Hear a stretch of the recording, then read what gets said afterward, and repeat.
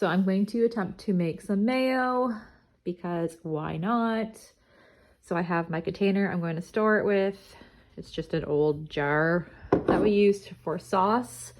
I have my eggs from my farm, which is awesome. Some Dijon mustard, some pink salt, some vinegar. So you can use vinegar or you could use some lemon juice, but unfortunately I am freshly out of that.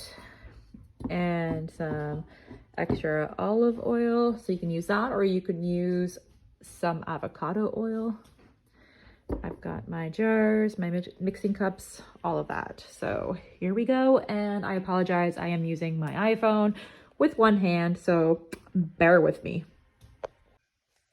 Okay, so I went ahead and cracked the egg because there was no way I was doing it with one hand. I'm not that fancy. And I squirted my Dijon on there, so I'm just gonna dump it into there, and clearly I made a little bit of a splash mess, but whatever. Toss this aside, dump in my egg. Okay, and I dumped the oil in, obviously. This better taste good because that's a lot of oil that I just used up on us. And now for the salt. It's dabbling in, no idea how much to use. We're just gonna play with it. Okay, I've got my tablespoon of vinegar. Okay, so now that it is all in there, I use my hand mixer and we are going to blend. Ah, right in the eye, that splashed me. That was fun. Okay. Keep going.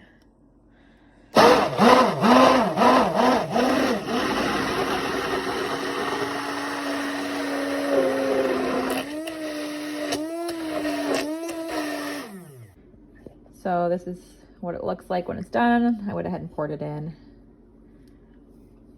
Tried a little bit and she sucks. She tastes very not so good.